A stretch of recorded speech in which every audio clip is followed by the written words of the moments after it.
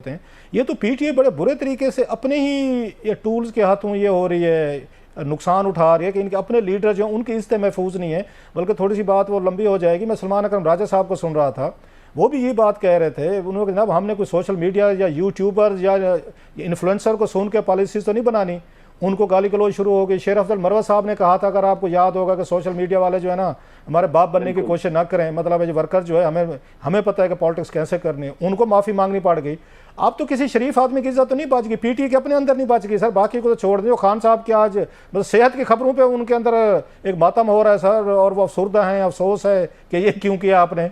मतलब मेरे लिए ये नई चीज़ है सर। ये आप और हम जो बात कर रहे हैं इसके बाद हमारे साथ तो रोजाना की बुनियाद पे होता है। हम तो फेस करते हैं सर, कोई टाइम क्या, वही कह रहा हूँ ना, मतलब यही मैं कह रहा हूँ कि भाई ये काम अब हो गया हुआ है। ये पीटीआई में जो जुतियों में दाल बट रही है कि जनाब वो अमाज अजहर और गंडापुर साहब की जो गुफ्तगू आ रही है सामने, मैं भी एक प्रोग्राम में था और उसमें वो उस कमेटी में शामिल थे एक साहब।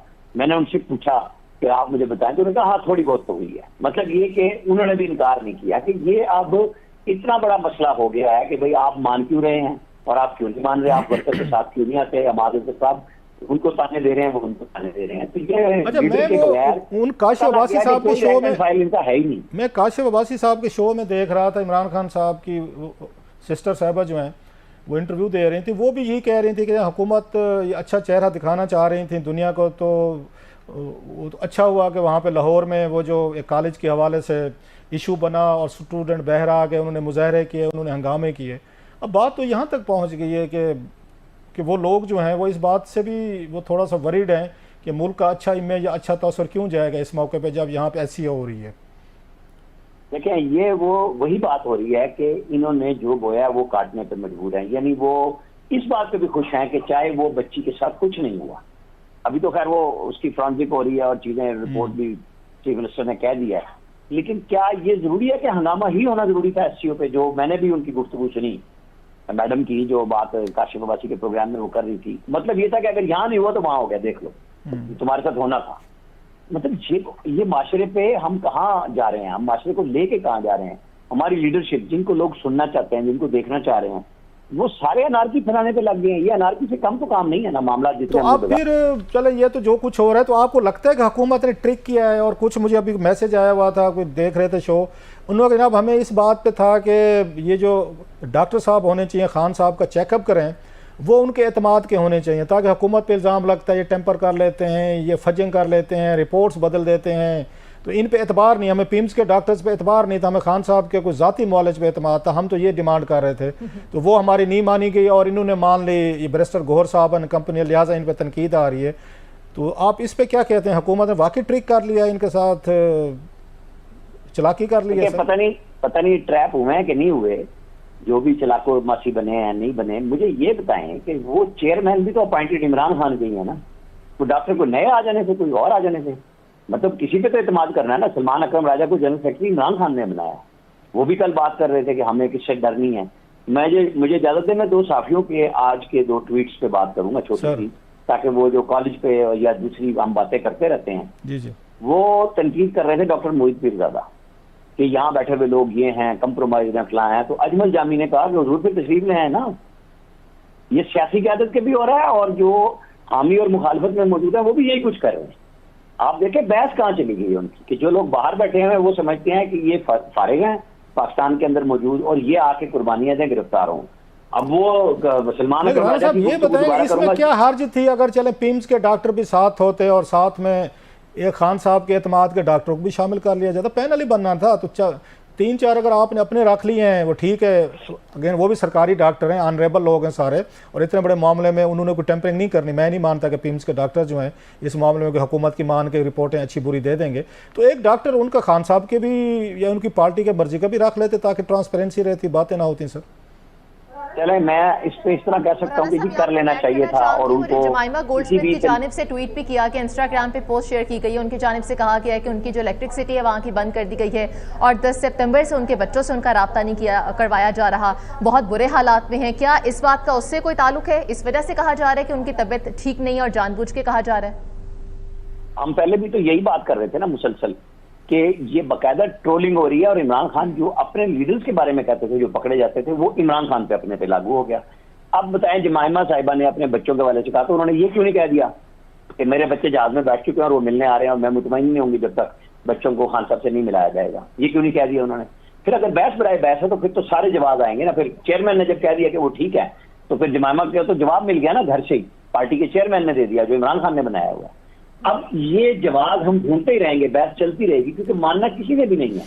गवर्नमेंट ने जो तय किया था, गवर्नमेंट ने वो कर दिया कि हम खान साहब का मैसेज इतने दिन बाहर नहीं आने देंगे। वो तो कल भी ये कह रहे थे उनके लोग कि हमने 6 दिन बंद किया है, तो पता लग गया कि क्या पोजीशन बनी है। और यहाँ इतनी रियायत मिली भी थी कि हर रोज एक बयानिया जेल से ही आ रहा था और उसके ऊपर ट्रेंड चल रहे थे और लोग कहते हैं कि जी इमरान खान जो कह रहा है वो कर रहे हैं। तो अब आप देख लें कि इनकी हालत क्या है।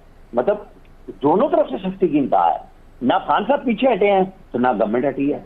गवर्नमेंट की जो खास लोग हैं वो बिल्कुल उसकी मॉनिटरिंग कर रहे हैं, चीजें चेक हुई हैं। जेल के अंदर जो सहूलतें थी, जहां पे वो जनरल साहब जो फील्ड जनरल कोर्ट मार्शल ढूंढ जिनका हो रहा है, वो कहते हैं नहीं सियासत से ज्यादा वो नेशनल सिक्योरिटी कंप्रोमाइज हुई खड़ी है। वो अब मामला बहुत आगे जा चुके हैं, उनके ऊपर वो बोल नहीं रहे हैं, चीजें कब आती हैं, वरना तो जो जानने वाले हैं राणा साहब एक बात बताएं, कोर्ट मार्शल हो तो 15 दिन में आ जाता है सामने। एक बात बताएं, पीटीए के अंदर बड़ी तेजी से हम देख रहे हैं कि कुछ लोगों ने हौसला पकड़ना शुरू कर दिया है। पहले वो नहीं बात करते थे, डिफर नहीं करते थे, खान साहब की बात हो, पार्टी का कोई फैसला हो, अब उन्होंने ओपनली बातें करना शुरू कर दी। जैसे हामिद, उनको देखा, हामिद खान साहब ने कहा जनाब कि ये 15 अक्टूबर वाला धरना हंगामा नहीं होना चाहिए। अली मोहम्मद खान साहब ने कहा ये नहीं होना चाहिए। सलमान अकरम राजा साहब ने कहा नहीं होना चाहिए। No, they are the key man. Even उनका भी सुन रहे थे, शायद हम गंडापुर साहब भी इसी तरह की कोई बात कह रहे थे। तो पार्टी के अंदर अब ये आवाज़ें उठना शुरू हो गई हैं। ये अच्छा, बैरिस्टर गौहर साहब ने भी ये बात की कि नहीं होनी चाहिए, पार्टी चेयरमैन थे।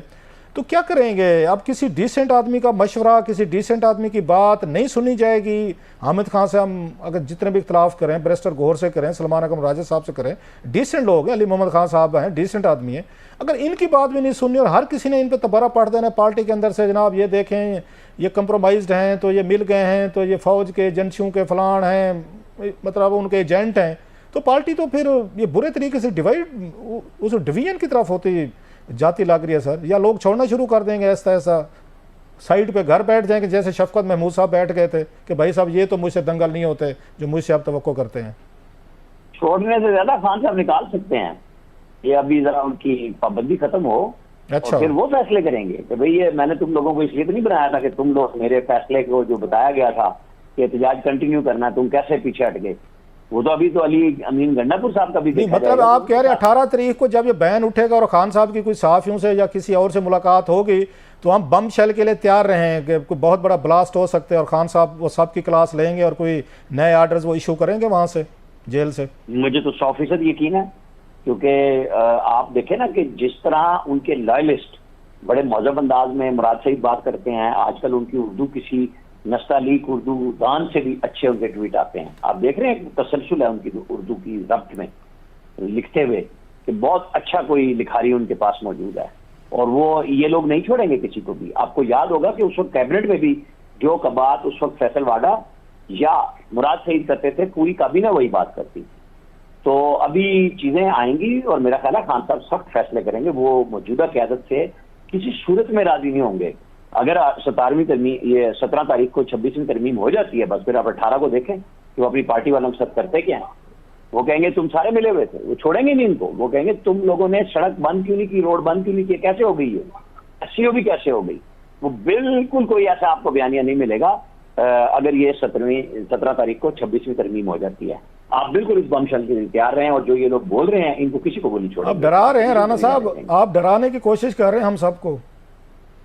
हम सब तो सिर्फ देखेंगे, हमें तो तजजिए पे है अपना कि हम तो तजजिया ही कर सकते हैं ना कि खान साहब किस तरह के फैसले करते हैं, कौन से लोगों को वो पसंद करते हैं। तो वो सारे लोग जो खामोश हो गए या खामोश करा दिए गए, जिनको वो समझेंगे कि ये वाकई एक्चुअली इनको पकड़ा गया और ये चुप हुए, वो अलग बात होगी। और जो लोग मसलेहतन साइड पे हुए, उनके लिए तो पार्टी में कोई जगह नहीं होगी। इनकी अपनी पार्टी का सोशल मीडिया विंग नहीं छोड़ेगा उनको। वो सारे चीजें खान साहब तक वो लोग पहुंचाएंगे, क्योंकि आपस में बड़ी डिवीजन है। लेकिन आपको लगता नहीं है कि लोग भी अब पार्टी के अंदर लोग भी थोड़े से थिक स्किन हो जाते हैं। वो मतलब सोशल मीडिया की पहले बड़ी केयर होती थी, कोई उनको बात कहा जाता, जुमला कोई गाली को तो लोग थोड़े सेंसिटिव होते थे। ऐसा ऐसा जैसे उन्होंने चर्चिल ने कहा था ना, उन्होंने प्राइम मिनिस्टर ये यूके ने या ब्रिटेन ने कि भाई साहब सियासत में आना है तो मोटी खाल होनी